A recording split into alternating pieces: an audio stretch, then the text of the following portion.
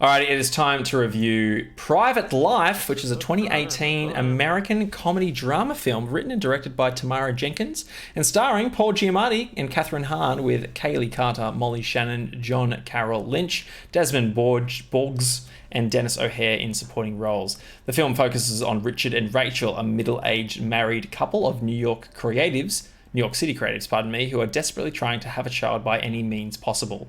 The film had its world premiere on January 18 at the Sundance Film Festival. It was released on October 5, 2018 by Netflix. Audiences like this one, 7.2 from 20,000 users on IMDb, and a Metascore of 83, so critics like it as well. Gentlemen, Rotten Tomatoes, take a stab, will ya? 77. 80. 93% certified fresh. Ooh, wow. You love to see it. You love to see it. Anyway, Private Life. It is available on Netflix right now. I can't remember how I stumbled across this one.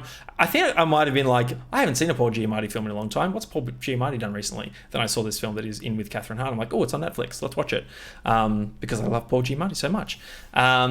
Anyway, Jason, you were the closest, sir, without going over to the 93% certified fresh. So I'm keen to hear your thoughts. Obviously, we love our Netflix original films here on the Movie Magic Show, don't we? They're just knocking them out of the park with things like Extraction and the Final Guard. The Old Guard. That's the Old Guard for a second film now. The Grey Man. Remember that fantastic action movie Power, starring Jamie Foxx? Yep. Jamie Foxx has been another one, right? Another Netflix one. Oh, Day Shift or something like that. I don't know, something. Yeah. Oh god. I've done my top buttons for this one, Shane. Oh, nice. Can I just quickly say, strike rate of Netflix, without joking, terrible, right? I can't think of another Netflix original film that I've enjoyed other than Marriage Story. Has there been another one that we've enjoyed? Nothing springs to mind. I'll need to see a list of Netflix original film. Yeah, okay. Anyway. Over to you, Jason, the Private Life. So I watched 2018. I watched this last night. I settled down and I said to myself, okay, gotta do some research. I've got the night off. I'm gonna sit down, eat some paddle pop, rainbow ice cream, and I just sat there and watched this film. It was I don't think I was ready to watch such a film with such a heavy subject matter, but it was really really interesting, I guess. Without going into too much of this is something that that I've kind of explored in my personal life as well, fertility and all that kind of stuff, but we won't get into that. So it's been really I have some questions for you after this, Jace. It's really interesting just watching. It's another slice of life story, isn't it? But I guess it's a very specific slice of life, and I think it's something that I don't really think about being in my 30s, like a couple in their 40s having to discuss and decide something like this. I was having a conversation with someone a couple of weeks ago about the film Lion with Dev Patel. Man, Dev Patel has had such a glow up. Have you seen that band lately? Oh my gosh. Anyway, so because the parents in that film, also based on a true story, so the parents of them, they wanted to adopt because they didn't feel like there was enough people taking care of children without parents in the world. That is the one scene from the line that is burnt into my memory, and it's Dev Patel's character assuming that they adopted him because they couldn't have kids. It's definitely not the case. Like, no, we could have conceived ourselves. There was no issues there for them. It was a choice that they adopted him. I remember, Nicole Kidman's character delivering that just so amazingly. It's such a heavy subject matter, to get in with, and I'm kind of glad that I didn't know that it was, because I don't think I would have been able to prepare myself to watch this film. But yeah, it was really engaging to watch. Hey Jet, thanks for watching. So it was really engaging to watch the story just play out, and just the way that it was directed. There was so many moments that this film just kind of just shot really well, and had some really good camera positions. It was and that just said a whole heap of things without saying anything at all. if you see all the photos on the wall, you know exactly what that means. And the fact that Catherine Hahn's character looking at that, you don't need to see her face to know exactly what she's thinking. And so just like little bits like that, I just really, really enjoyed. And as in the first couple of minutes of the film, you kind of get the I don't want to use the word dread. I guess melancholy of the whole situation. Yeah, that's a great word. These two are feeling, and then you get the burst of energy that their niece brings to the table, and it kind of, I guess, breathes new life into the melancholy of not only the film but also the characters as well. So it's like it kind of gives you that emotional journey, and yeah, it's I don't want to give too much away because there's, I guess, in the sense of it, there's not a lot of like, you know, action set pieces, cool like choreography and all that kind of stuff. It's just like moments in someone's life. I just really, really enjoyed, and like just heartfelt character moments. Yeah. So like, and I just can't stop thinking about some of the camera shots they used. So when Paul Giamatti and Catherine Hahn are telling a story about a potential donor in the past that they had that experience, they use the same shots later on in the film to kind of convey a message without having to say it out loud. It's so good. I really enjoyed the performance of the niece, Kaylee Carter, plays Sadie. Yeah, she just absolutely nailed the, I'm a writer, I'm aloof, and this is how the world, capitalism sucks, and I want to write and for my life and blah blah blah. And I think you can kind of tell that this is the type of person that Paul Giamatti and Catherine Hahn were earlier in their life as well. And then just towards the end of the film, when things happen, it's just really interesting to see that to them now, and it's really heartbreaking, and really, I don't know, really well told. I'm very happy that it got such a high Rotten Tomatoes score. So yeah, definitely, it's definitely not going to be for everyone, because I know a lot of people out there do have trouble with having children of their own, and having children in this world is getting hard, it seems. So yeah, definitely.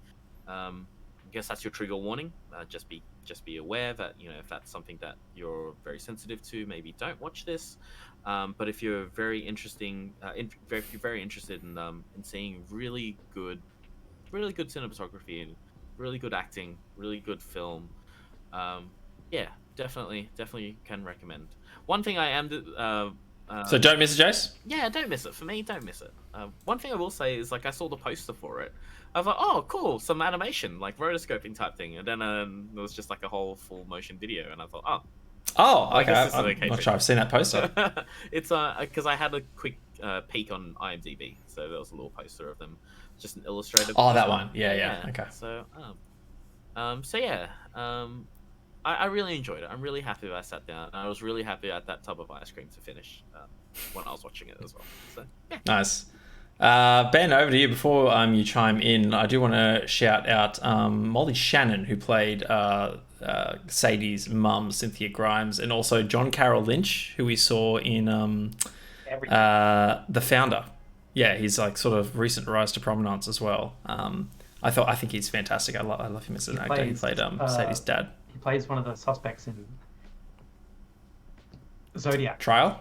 Oh, okay. He's in Trial of Chicago 7 recently as well. Oh yeah, in the Trial of Chicago 7. Yeah, he's in that too. Yeah.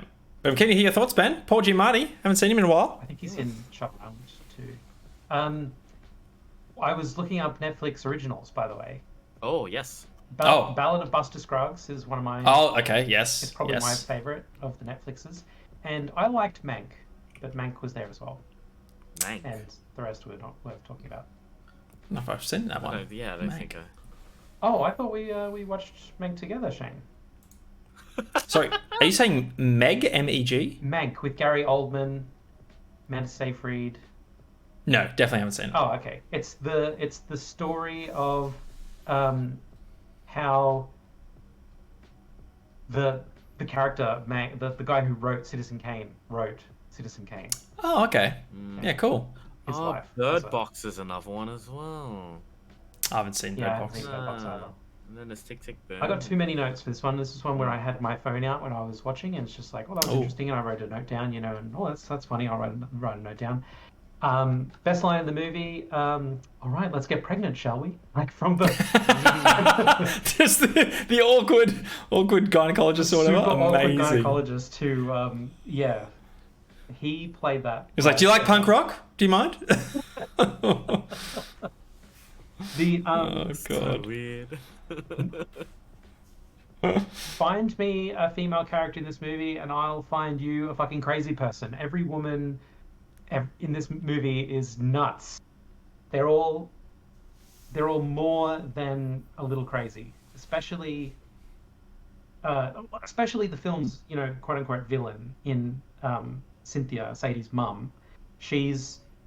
I don't know what she's got. She's gone through menopause, probably is the biggest factor, but she's also like super controlling and narcissist and all that kind of fun stuff. And They don't do a good job of presenting her entire position, right? Like I feel as though it's just like you just like all you can glean from her character is like, okay, overprotective mum, really conservative, complete opposite to her very free-spirited, creative daughter. Yes. And then that's all you have to go off. But then they kind of sandbag her a little bit and strawman her overprotective mum's side with the scene where the other daughter gets accepted into her college of choice, and she runs in with the letter, "I'm into fucking whatever it is, I'm accepted to the program." And Berkeley, I think, yeah. Yeah, Berkeley, that's what it was. And John Carroll Lynch's character jumps from the bed. Oh, this is great! Gives her a big hug, lifts her up. Oh, let me see the letter and all that kind of stuff. And fucking Cynthia is sitting there on the bed. She just starts crying awkwardly and just ruins the mood. Just no reason, just crazy. And then her husband just kind of looks at her and just kind of leaves. Well, he says to the daughter, like, "Oh, I'll meet you downstairs." I'll meet you downstairs. She's like, and she's weirded out too. She's weirded out. She's like, oh, okay. And she leaves, and then he just looks at her and he just leaves. He doesn't say like, you all right? Like, or fuck. It's like, because both of them have probably been there 100 times before. It's like, this is just another one of those situations where you're fucking crazy. Read the room, and goodbye. And speaking of reading the room, Sadie, her thing is that she can't tell when she's going too far. She's sharing too much. She's accidentally insulting someone with her opinion, like she constantly does to Richard and Rachel. She's like, no, I like how you guys are like poor, shitty artists that live in New York and live That's the dream. Yeah, and you've like said no to success and to fame, like kind of stuff. And they're just like, and she's like, that's what I love about you guys, how fucking pathetic you are. And she knows who her mother is, and she still like announces this stupid decision to the whole Thanksgiving dinner table. And like, come on, how else is that Yeah. going? How else? Yeah. Is that Yeah. this movie we use. I was so embarrassed for them back then. Yeah, it was a super Second-hand super embarrassment, yeah. successful scene, absolutely successful scene, and things I loved. Let me see. I love the camera work. This is like it's like a documentary sort of. It's handheld camera things. Like someone's sitting there at the table with them. Someone's in the room. You're in the room with the characters. It's very shaky on purpose. It's very over their shoulder from the corner on purpose. It's much like The Big Short was, where we're kind of like wiggling the camera around. Fly on the wall, yeah. Fly on the wall style, yeah, exactly. We're being a wallflower for the purpose of this one. So I quite like that style, voyeuresque. I wrote. It's okay. So I really loved the thing at the start that you already mentioned, Jace. The having a baby is an immoral act. It's like it's like the way that I think about it. It's like you're not just having a baby. You're adding a dumpster fire to the environment. You're essentially creating a mountain of plastic that's on fire. That's going to happen for the next 80 years. kind of deal. I love that angle of it. I was like, oh yeah, I haven't really seen that championed in a film before, and here they're talking about it at the start. So can you remind me the start again? I Well, forget like what's happening. they're sitting in the clinic and they're about to do the extraction of the eggs, and Oh, Catherine Hahn's character. Rachel starts talking the about it. retrieval, that's what it's called. Yeah, and she Yeah, starts talking yeah. about like, oh, are we really doing this? This seems crazy, right? Because Yeah. like, you know, adding to the And population. all the other couples are there, ready to in earshot, ready to go through the exact same thing. And that was another point. I loved how there were so many scenes in waiting rooms, and all of the other people in the room are just as emotionless as these guys are. They're just as stressed out. They're anxious, and they're spending money to go outside of nature, the natural process, to cheat. The way, you know, it's not that kind of thing is what I loved about it. The thing I loved about it was how they extracted all the humanity out of this normally very natural and mostly accidental experience that people have of conceiving a baby, and they take all the happiness and the love and they just rip it out of this movie by all the bickering and arguments and the money problems that you have. Like, you've got to like just drop a check for 10 grand just so that you can fix this tiny little Yeah, man. Like, I want to problem.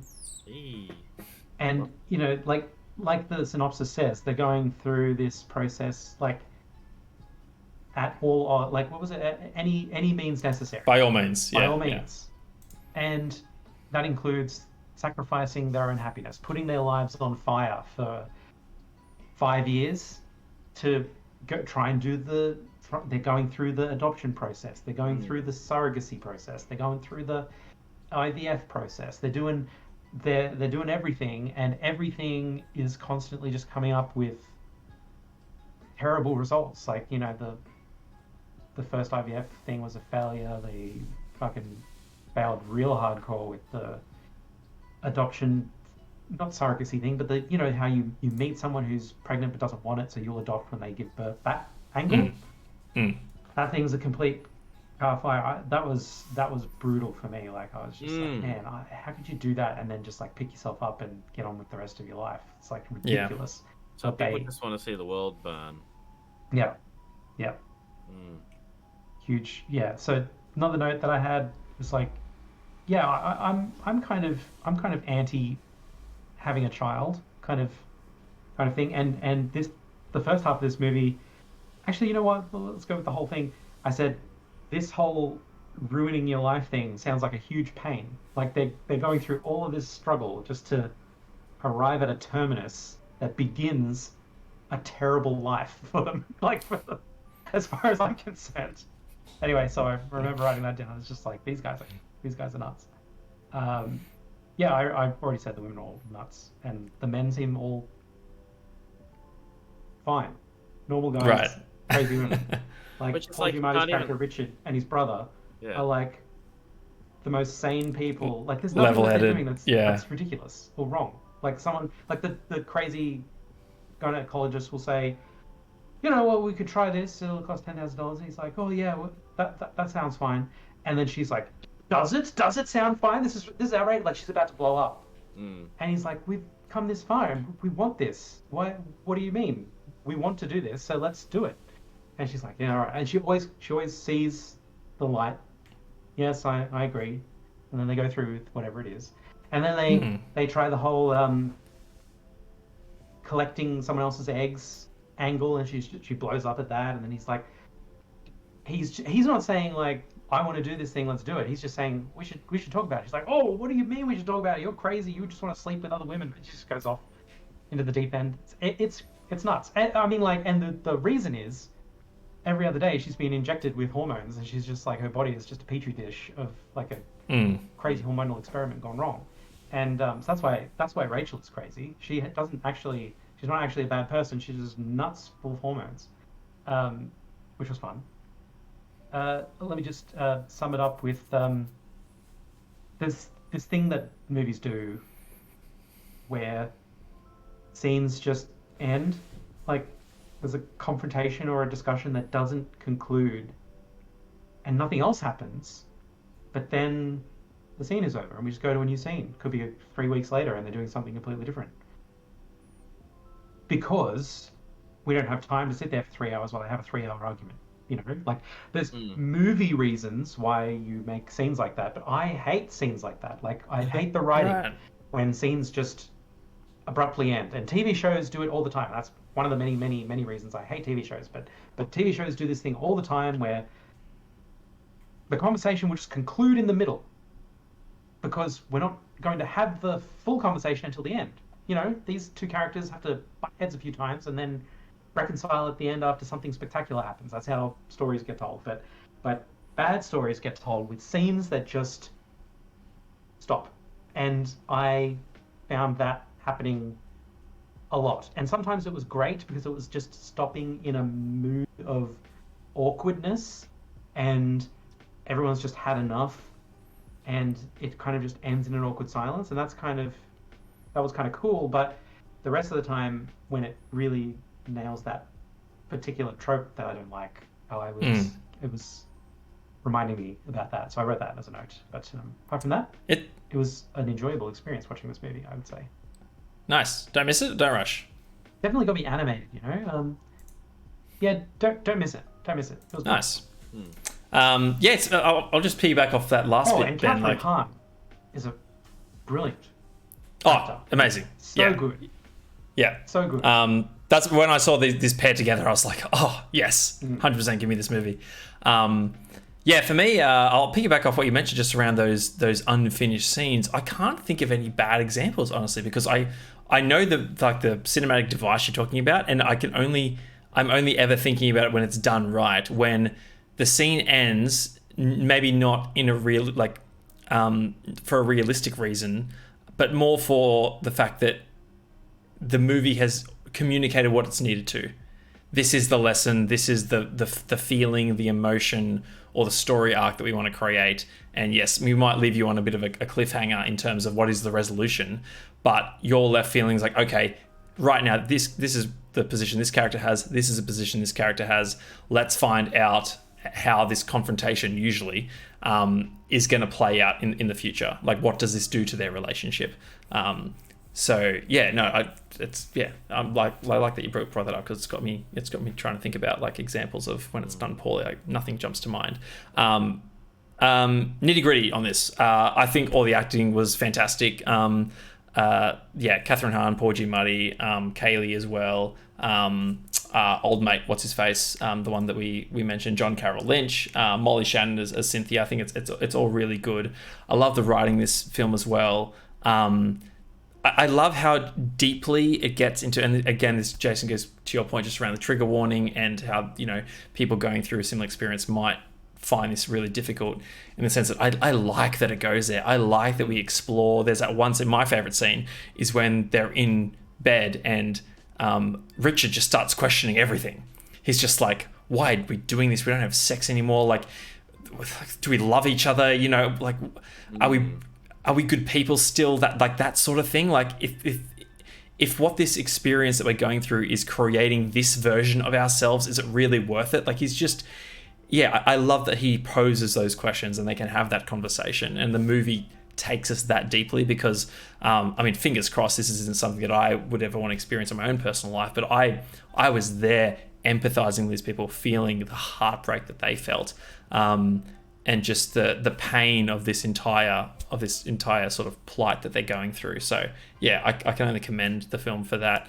There was one particular thing that annoyed me, and that was there was a story thread, a story arc that is definitely referenced, and I thought we were going to go down this path when they were going to try and resolve it, and then it's completely ignored.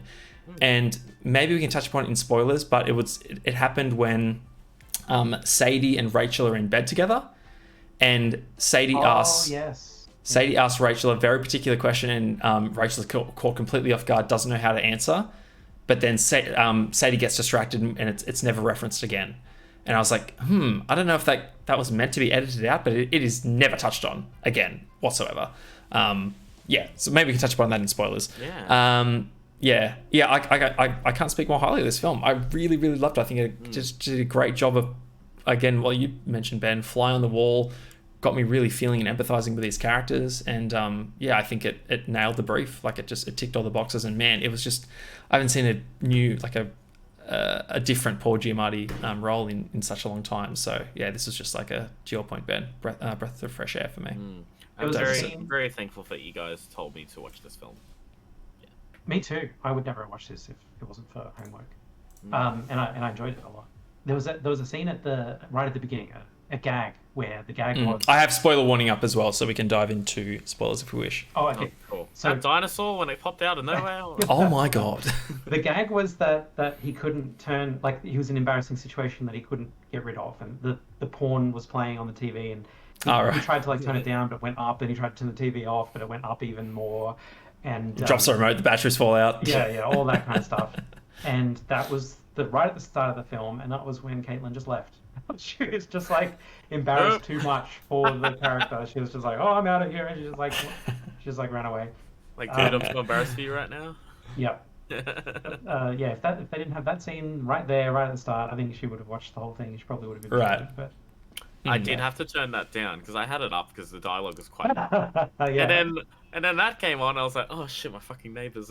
I was mindful that my blinds were completely up, and like anyone from other apartment buildings would have seen it, and just like seeing porn just happening on my giant 55-inch screen. So I was like, I wonder what people would think right now. So just I think, Ben, you picked up on what I was just trying to describe, but Jason, for you, it was that point where Sadie says to Rachel something to the effect of like, what are we going to name our child? The idea she thinks of it as their child, the three of them, when that is not the arrangement. Clearly they didn't talk about it enough. Clearly they didn't say like, this is how I think it's going to be. It doesn't have to be that way. We can talk about it and come to a conclusion, but and it completely ties into Cynthia's point around like, you haven't thought this through, you're rushing into it. Like, understand that you want to help out people you love, but have you really thought this through?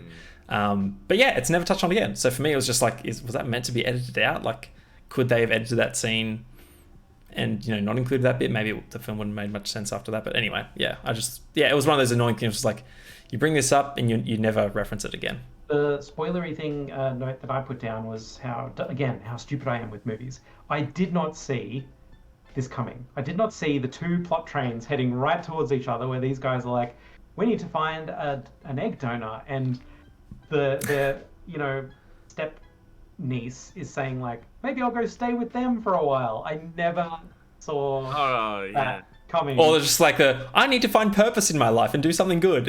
All of that stuff. Just really, really, like, it was a layup for anybody to go like, I see, so they're going to ask her. That never occurred to me until like Paul said, we should ask her about her eggs. It's like, oh. I'm pretty dumb. But I don't know what I was thinking about. I must have been thinking about something else in the film, but yeah, I'm pretty silly when it comes to that kind of junk.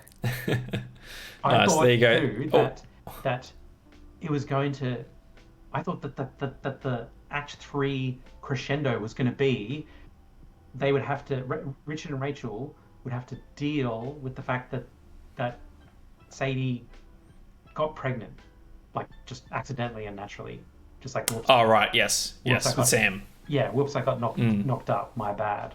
And then they're like, not only did like this ruin our, like, not only is this like a, it's a double punch, it's a 1-2, because here we are, right in front of us. You can do that thing that we've been trying to do for years, and you do it on accident and all that kind of stuff. And by the act of doing this to us, now we can't get your egg to use for ourselves. Yeah. Scott, it's a don't miss it from all of us in the as you can see on the screen. Jason loves it too. I'm time him out. Give me a second. I'm going to time him out. Anyway, that is Private Life. It is on Netflix. We highly recommend that you go check this one out. Confused by the Oingo Boingo song of the same name. Yes. Keep that in mind.